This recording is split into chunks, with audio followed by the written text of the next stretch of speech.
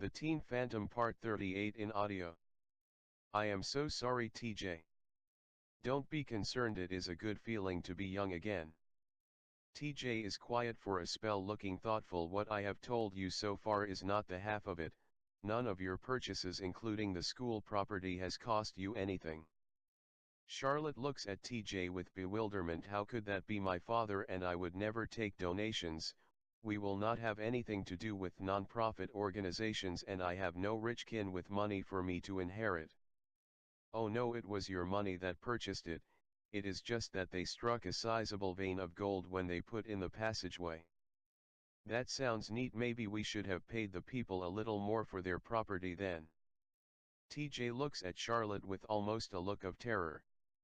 Don't you understand? I said we are paying them 3 times what it is worth, with mineral rights 5 times. You cannot be serious. Is that all it means to you? A gold mine in your own backyard, and you behave as if it is just another fine day. Any ordinary person would be so excited they would not be able to control themselves for their joy. I would expect you to shout, scream and dance. I am so sorry, TJ. I am very thankful and grateful for everyone's concern and helpfulness. I don't know how to dance, and I see no reason to shout or scream. Those kinds of things are not what make me extremely happy and joyous. TJ has a sober look as he studies Charlotte. It is with a slight shake of his head. I suppose since you have always had plenty and short of nothing, no, that makes no sense either, as most that have just wants more. I understand now why my 2 kids see you as they do. Don't you ever feel good about yourself? Of course I do, unless I do something that I shouldn't. I mean, do you ever feel good about your great success? No, I do not see it as my success. You don't? Whose success could you think it to be then? Our great creators. My father and I are only helping our great creator perfect his creation.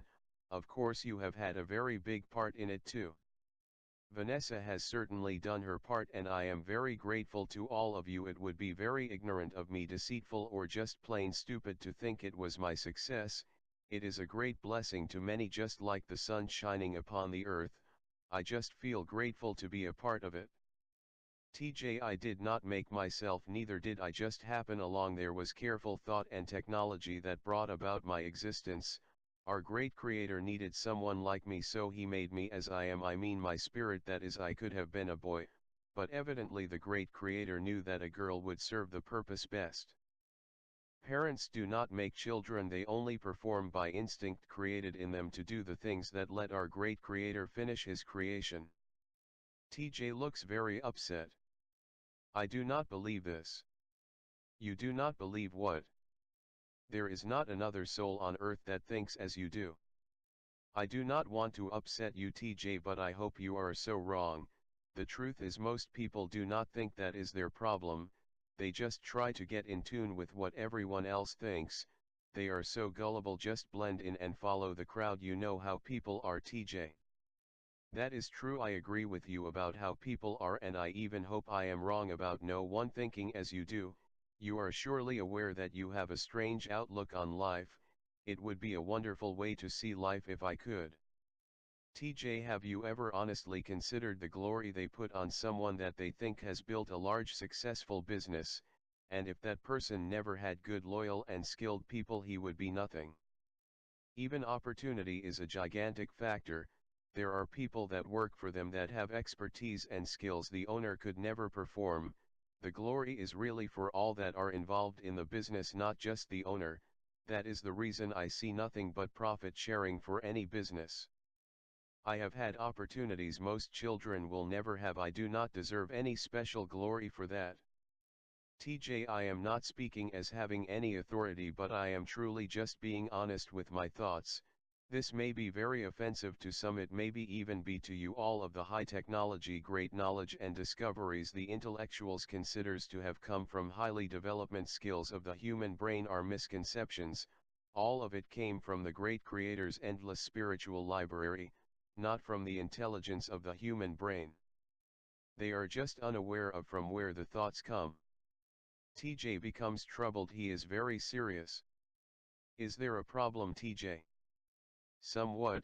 TJ has a faraway look. If you knew I was an atheist, I did not believe there was a creator and there was no hereafter, would you still want me to be your lawyer and take care of all your business?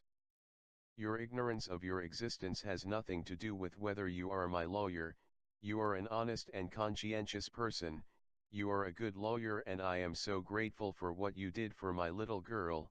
Someday you may even realize you exist and know more about your great creator. A little smile and then mystified, his voice weary, shaking his head confused. TJ speaks, so I am ignorant of my own existence, am I? I have been an atheist all my life. I have been an evolutionist, believing there was no hereafter. When I talked to Bill last night, he let me know he realizes there is a creator, he also sees a spiritual realm. It really shook me up for him to face me with that conclusion after all I have said about the matter while he was growing up. TJ, I definitely understand that there is evolution taking place, it always has been, but it does not cause me to be ignorant of our great creator and his creation. In many ways, religion with its warped concept of our great creator has many people mixed up. They think anyone that does not believe the Bible is an atheist, and yet none of them goes by the Bible themselves. They don't actually know there is a great creator, as a God is not a creator. They base their thought on myth rather than facts and truth. It is not a matter of belief. I understand and know there is a great creator. I don't need to try to convince myself by some mythical persuasion. TJ looks at Charlotte very thoughtfully.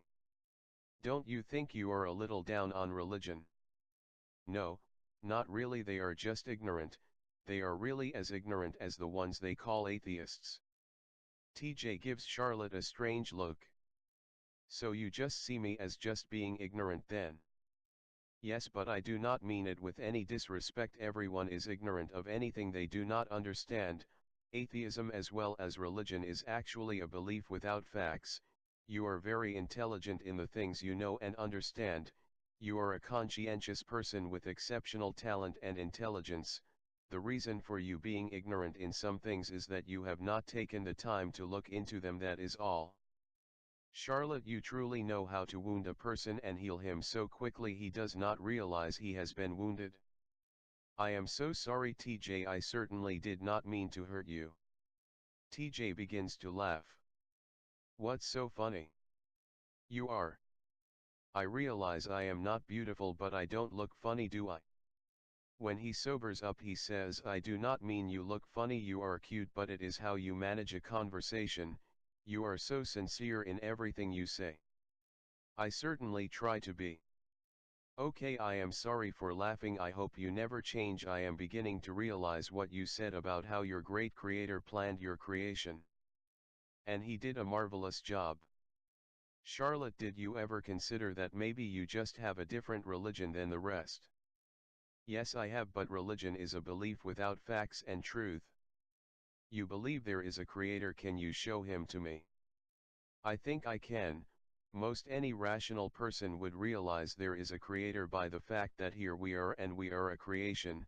One of the basic facts and truth of our universe is that it takes a creator to bring anything into existence. They make creeds and doctrines teaching things about the great creator that are not the facts and truth. If it was not for creation being so complex, technical, with such minute complex functions, I might come closer to thinking it all just happened, without a design or designer. Now let us take your cell phone. You know it has a creator. I am sure you do not think there were a few particles of dust flying around in the air and between the sun rays and the atmospheric gases your cell phone was formed. You cannot show me its creator either, as it is so complex. It has many who are responsible for its existence. It required extreme intelligence for its design.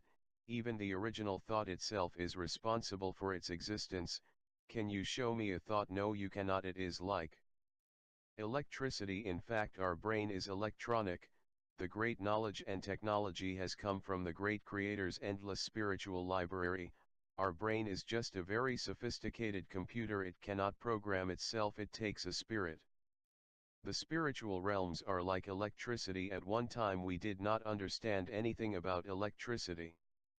Someday we will understand the spiritual realms, perhaps as we understand the electrical field. If only you were a lawyer you would turn this legal system completely around. Any honest person with a gram of intelligence could not dispute a word you say. TJ, I know nothing about law. Anything I understand is not complicated in any respect. No, you would not think it complicated. Somehow I have the impression it is all to do with your pure honesty.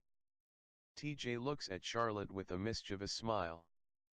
I suppose you have a plan for the best government in the world too.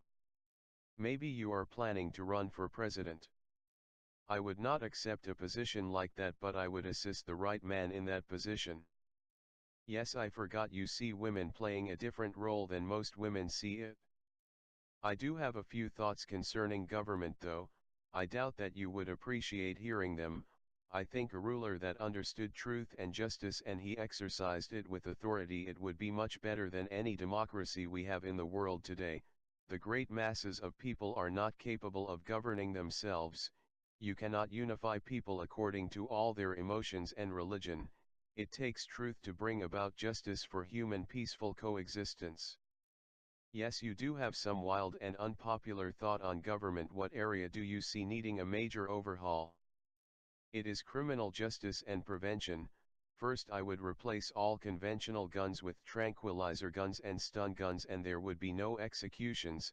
The criminals would work hard to reimburse their victim or starve to death. I would provide them with a way of suicide if it were their choice. If they chose to work hard, they would rehabilitate themselves, they would change their way of thinking after a few years.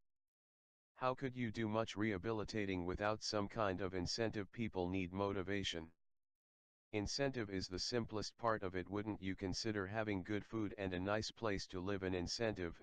If they refused to work and behave themselves, they would eat little and live in primitive conditions. If they put themselves into the cause wholeheartedly, they would live better than they could live in freedom. Some would be like some of the slaves in the South who had good masters, some didn't want their freedom. You see this as just one person ruling, then there would be 10, they all would be required to agree on any decision.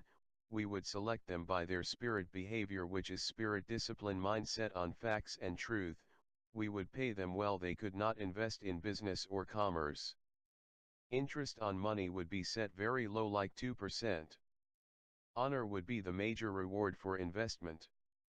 TJ in seriousness with a faraway look for quite some time, then finally he speaks, "You little brat, you have me almost convinced it would work."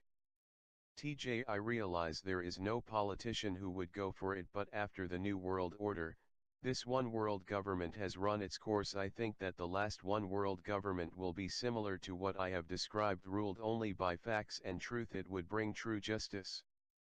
TJ, this society has corrupted the meaning of free and freedom. Those who honor facts and truth and live by them are not free. They are happy, but they are not free. The basic meaning of free and freedom is without any boundaries. Without facts and truth you cannot have life, and facts and truth have absolute boundaries. This crumbling society is bringing disaster upon itself, thinking they need no boundaries. TJ becomes quiet and serious. You must be very close to your father and heed what he says. Did he teach you about this type of government? Not directly. Some could say he has taught me very little. We are very close. I respect very much what he says. I have been very upset with him because he would not give me any answers. He never would be upset with me, and I threw some dreadful tantrums. He would just look at me with tears in his eyes as if he was very sorry for me. After I would get myself straightened up, he would say, "I realize it is hard now. Someday soon you will understand, Tyke." He has never said he loved me. I still know he loves me more than his own life. I can feel his love. When I bring a question to him, he always just looks like he is thinking very hard. Then he starts asking me a jillion questions. He expects me to figure them out and give him an answer. Of course, I always find the answer to my own after answering all of his questions.